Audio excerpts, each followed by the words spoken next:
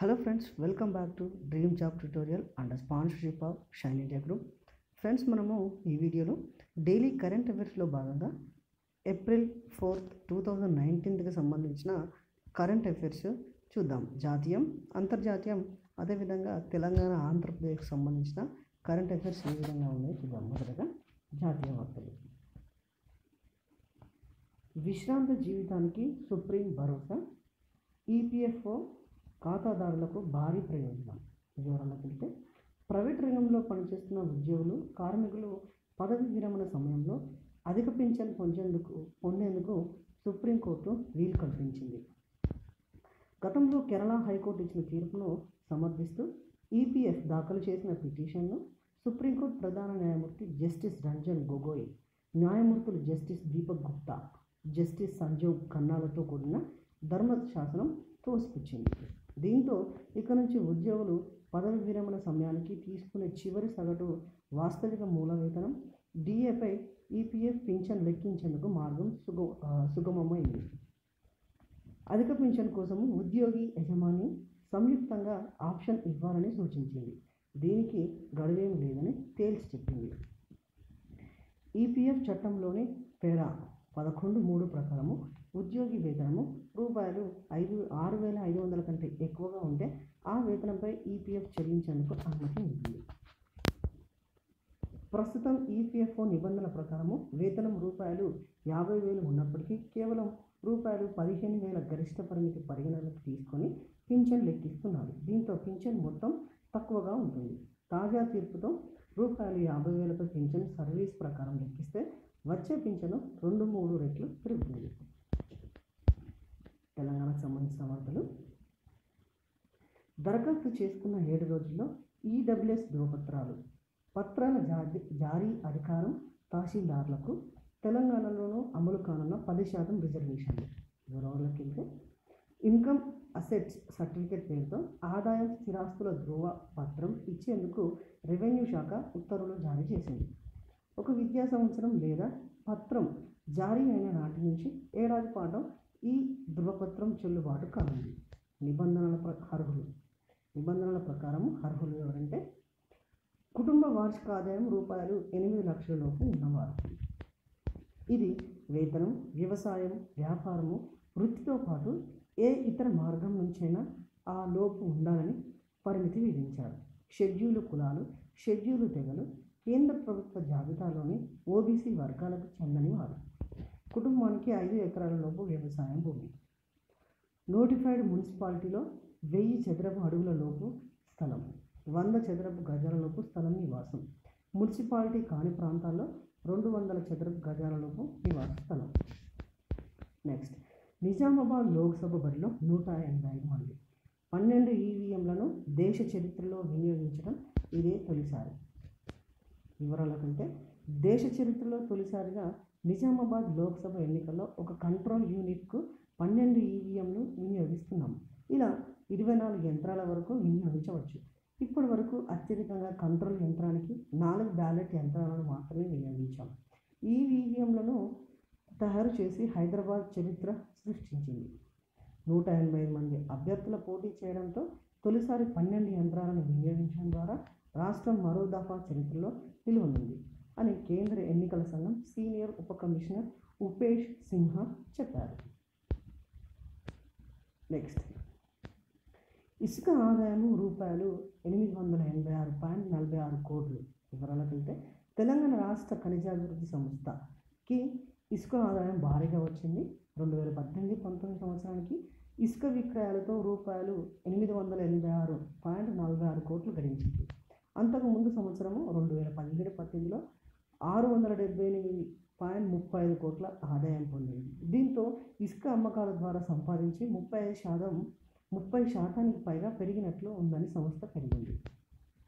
రాష్ట్ర ఆవిర్భావం తర్వాత టీఎస్ఎండీస్తో ఆన్లైన్లో ఇసుక అమ్మకాల వల్ల ప్రభుత్వానికి మొత్తం మీద రూపాయలు 2,415.35 కోట్ల ఆదాయం లభించింది. ఉపాధి కూలీ పెరిగింది. కనీస వేతనంలో కేవలం రూపాయలు 6 పెరుగుదల అనుమతి ఇస్తూనే ఆంక్షలు విధించిన ఈసీ. ఉపాధి హామీ పథకం కూలీల కనీస వేతనం పెరిగింది. తెలంగాణలో ఉపాధి కూలీల ప్రస్తుతం కనీస వేతనం 205 కాగా ఇక ముందును అది 211 అవుతుంది.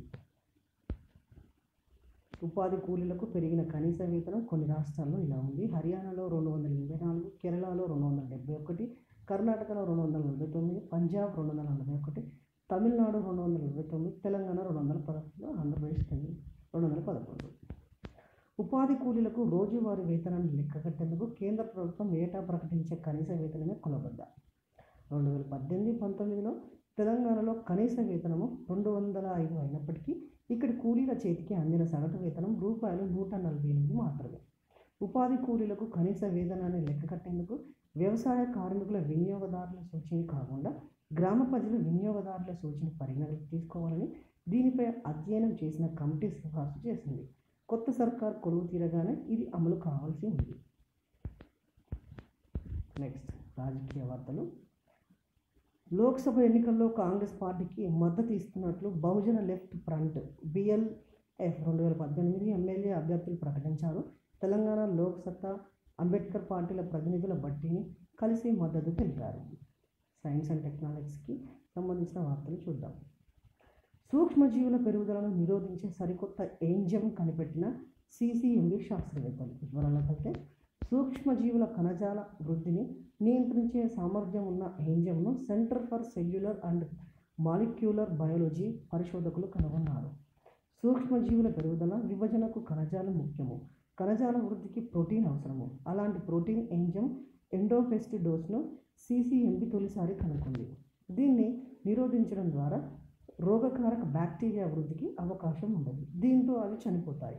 దీని ఆధారంగా కొత్త మందుల తయారీపై దృష్టి పెట్టేందుకు మార్గం ఏర్పడింది. క్యాన్సర్పై పోరాడే నీలి బంగాళదుంప.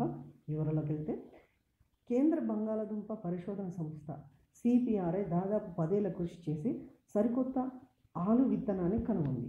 ఈ ఆలుగడ్డలు నీలి రంగులో ఉంటాయని, వాటికి క్యాన్సర్ మహమ్మారిపై పోరాడగలిగే శక్తి ఉంటుందని శాస్త్రవేత్తలు తెలిపారు. ఈ ప్రత్యేకమైన బంగాళదుంపకు కుఫరి నీలంకంఠగా నామకరణం చేశారు.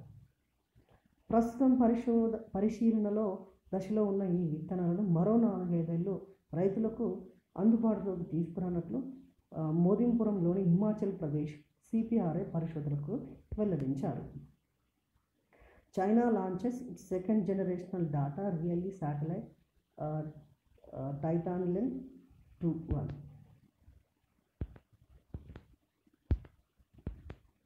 నెక్స్ట్ ఆర్థిక అంశాలు. Google India head Rajan Anandan resign.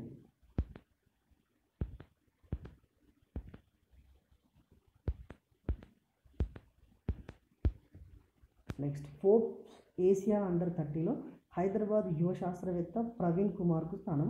వివరాలకు వెళ్తే ఆసియా పసిఫిక్లకు చెందిన 23 దేశాల్లోని 30 ఏళ్ల లోపు వారిని గుర్తించి ఫోర్బ్స్ మ్యాగజైన్ అవార్డులు అందిస్తుంది. ఈ ఏడాదికి మన దేశంలోని వివిధ రంగాలకు చెందిన 59 మంది ఎంపిక కాగా హైదరాబాద్ నుంచి ప్రవీణ్ ఆరోగ్య విజ్ఞాన విభాగాల్లో స్థానం సంపాదించారు. తక్కువ ఖర్చుతో తేలికపాటి బరువు ఉండే కృత్రిమ కాలి మడమలను తయారు చేశారు.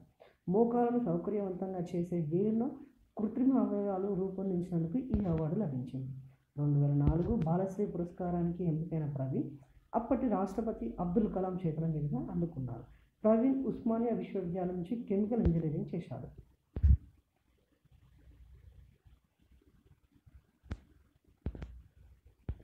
నెక్స్ట్ పాకిస్తాన్లో IPL ప్రత్యక్ష ప్రసారాలు నిలిపివేస్తూ నిర్ణయం ప్రకటించిన పాక్.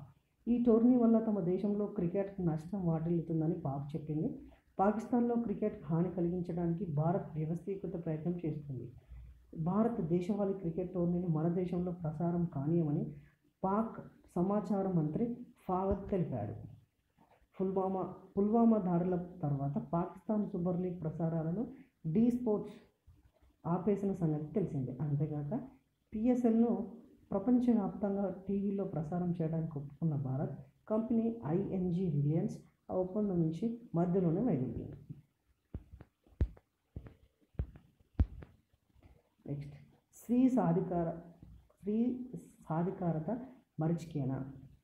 వివరాలకు వెళ్తే మొదటి 2 లోక్సభల్లో 24కి పరిమితమైన మహిళా ఎంపీల సంఖ్య 16వ సభ ముగింపు నాటికి 66కు పెరిగింది. మొత్తం లోక్సభ స్థానంలో వారి వాటా 4.5% నుంచి సుమారు 12% విస్తరించేది. అటు పెద్దల వేదికగా పరిగణించే రాజ్యసభలో 243 మంది సభ్యుల్లో మహిళలు 31 మందే 12%. 16 లోక్సభకు అత్యధికంగా యూపీ, పశ్చిమ బంగా 13, మహారాష్ట్ర 6 నుంచే మహిళా ప్రాతినిధ్యం నమోదైంది. 16 రాష్ట్రాలు, కేంద్రపాలిత ప్రాంతాల్లో పురుషుల కన్నా మహిళలే అధికంగా పోలింగ్ కేంద్రాలకు తరలి వెళ్ళినట్లు గణాంకాలు నిరూపిస్తున్నాయి. తెలంగాణలో 17 లోక్సభ స్థానాలకు పోటీ చేస్తున్న మహిళల సంఖ్య స్వతంత్రులతో కలిపి 22కు పరిమితమైంది. లింగ సమానత్వ సూచి ప్రాతిపదికన 187 దేశాల జాబితాలో ఇథియోపియా, కెన్యా, మొరాకో తదితరుల కన్నా దిగవాసిగా భారత్ 184వ స్థానంలో ఉన్నట్లు ప్రపంచ బ్యాంక్ ఇటీవల అధ్యయనం స్పష్టీకరించింది.